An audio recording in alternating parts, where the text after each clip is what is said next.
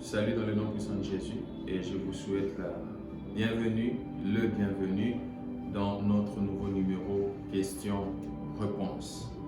Tout de suite, place à la question du jour.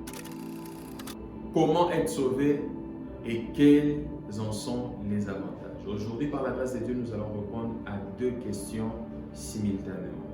Comment être sauvé et quels en sont les avantages?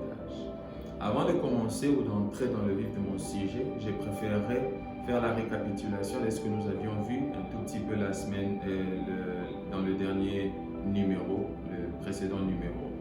Nous avions répondu à la question « Pourquoi être sauvé ?» Et il y a un verset de la Bible qui nous parle du but, du plan de Dieu lorsqu'il a commencé ou il a voulu sauver l'homme.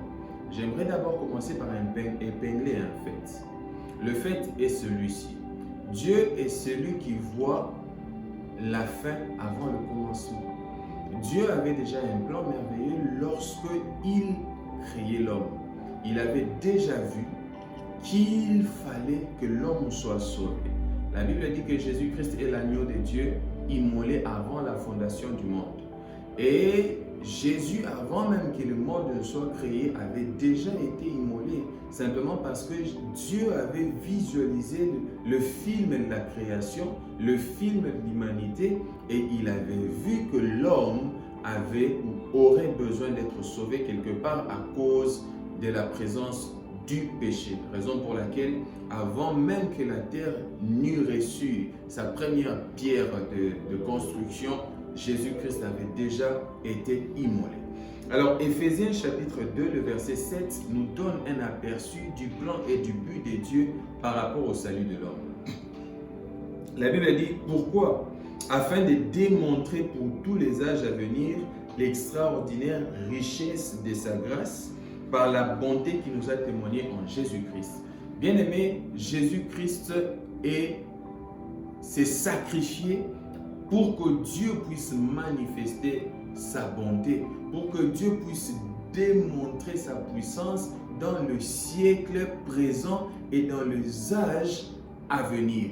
Dieu a fait cela pour sa propre gloire, pour démontrer son amour envers l'homme. La Bible dit dans Jean chapitre 3, le verset 16, « Car Dieu a tant aimé le monde qu'il a donné son Fils unique, afin que quiconque croit en lui ne périsse point, mais qu'il ait la vie éternelle. » Malgré le péché du monde, malgré la dépravation de mœurs qui sévissait à l'époque dans l'univers, Dieu n'avait pas changé son degré d'amour envers l'humanité et il a cherché un plan pour essayer de récupérer l'homme. Qu'est-ce que Dieu voulait démontrer à la lumière du verset que nous venons de lire? Dieu voulait simplement démontrer le fait qu'il était capable d'accepter l'inacceptable. Par sa grâce et son amour, Dieu avait la capacité d'accepter qu'un pécheur change de statut et devienne automatiquement fils de Dieu. Et cela, le monde ne pouvait pas l'accepter parce que nous vivons dans un monde où la méritocratie est en train de battre son plein et l'homme ne pouvait pas s'imaginer recevoir le pardon de Dieu sans pour autant avoir fait quelque chose. Les pardons gratuits n'étaient pas monnaie courante et l'homme voulait mériter les pardons de Dieu. Voilà pourquoi dans l'Ancien Testament, l'homme s'est mis à rechercher le plan de salut de Dieu. Il a recherché Dieu pour être sauvé. Alors que la grâce, le salut même, dans son sens initial, c'est Dieu qui recherche l'homme pour le sauver et non le contraire.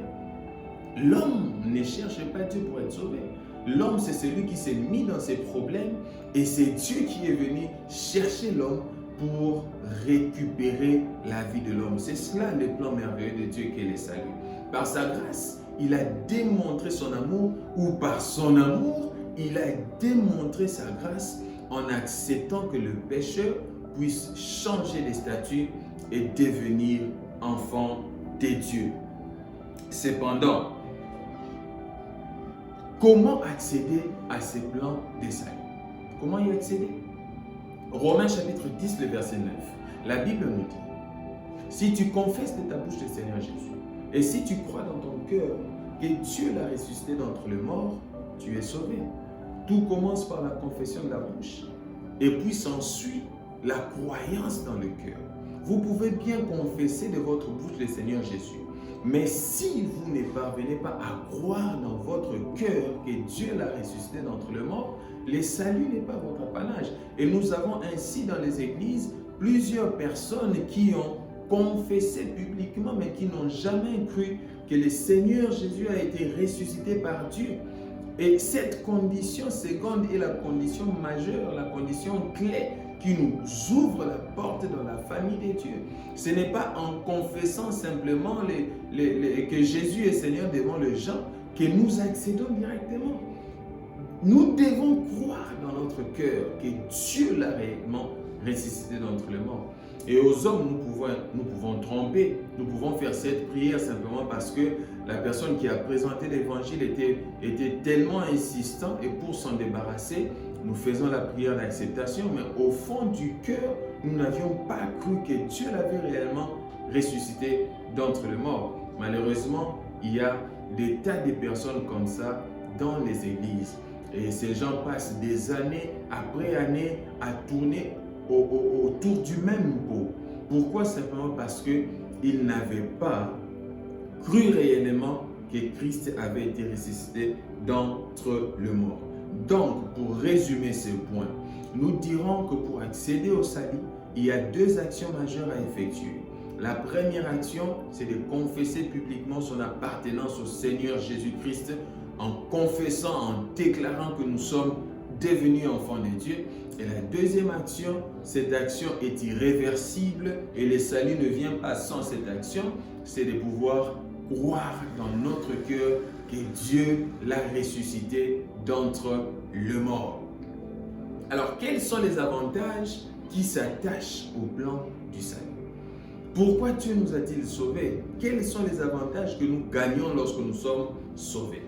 Bien-aimés, le premier avantage qui soit l'avantage majeur et exagéré, une bénédiction exagérée de la part de Dieu, c'est que Dieu nous est déclaré enfants de Dieu et il nous a rendus justes.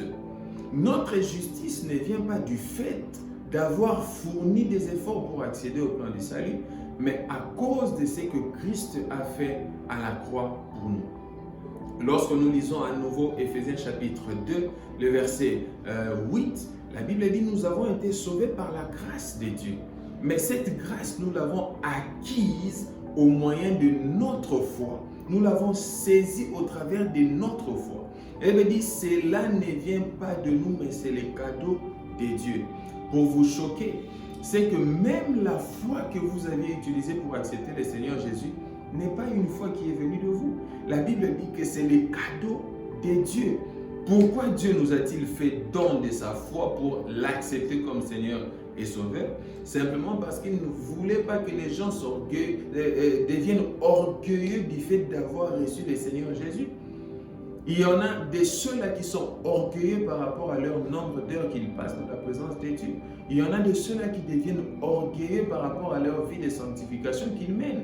Il y en a de ceux-là qui sont orgueilleux à cause de leur pratique religieuse. Mais la Bible dit que la foi qui nous a servi d'accéder dans le royaume de Dieu, cette foi ne vient pas de nous. Pourquoi cela ne vient pas de nous et que c'est un cadeau de Dieu? Simplement parce que Dieu ne voulait pas que quelqu'un soit orgueilleux de ce qu'il nous a donné gratuitement.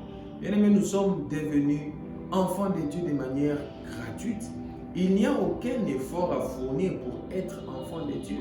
La parole de Dieu est libérée, nous croyons de notre cœur, nous confessons de notre bouche et automatiquement nous accédons au plan du salut. Et c'est quoi être enfant de Dieu? Être enfant de Dieu, cela veut dire être engendré de Dieu, être né de nouveau, être devenu comme Dieu. Nous récupérons la nature initiale que l'homme avait perdue dans le jardin d'Éden. Souvenez-vous, il nous est déjà arrivé de parler à propos d'Adam.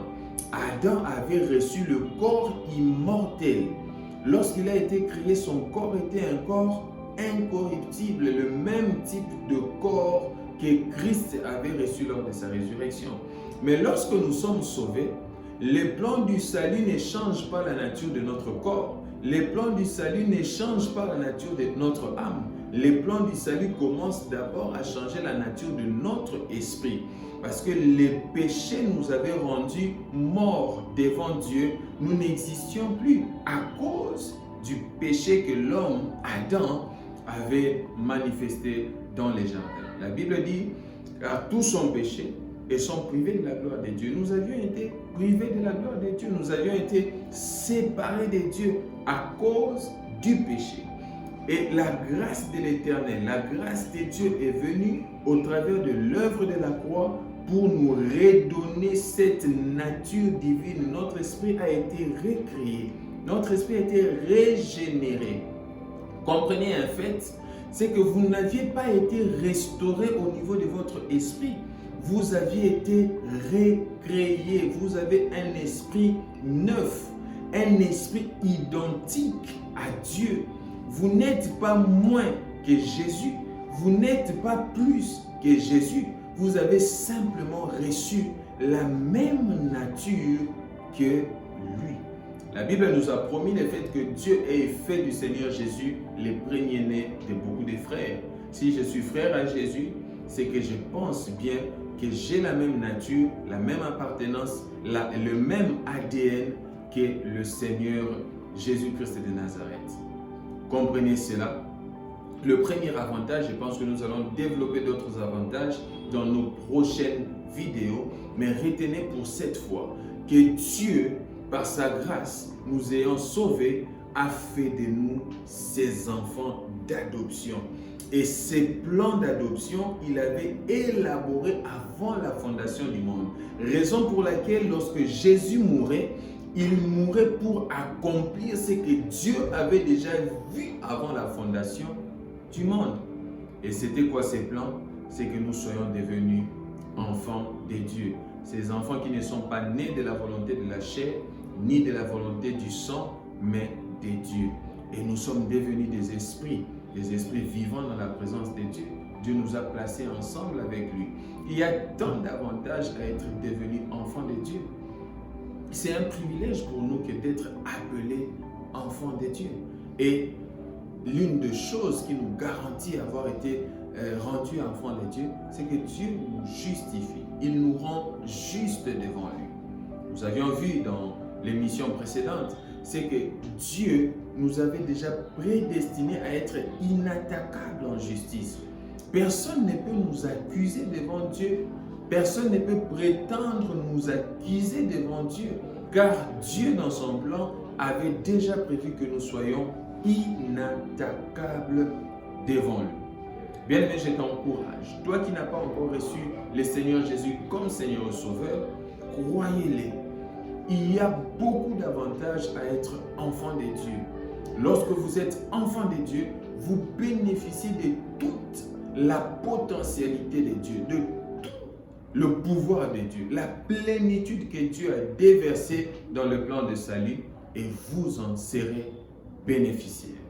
Voilà pour aujourd'hui. Nous avions répondu à ces deux questions. Comment accéder au salut et quels sont les avantages? Il y en a beaucoup les avantages. Nous en parlerons petit à petit dans nos prochaines vidéos.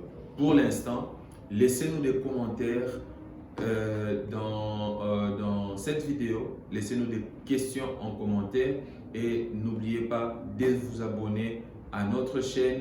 N'oubliez pas de liker, suivez nos vidéos et l'Éternel ne manquera pas de vous bénir abondamment.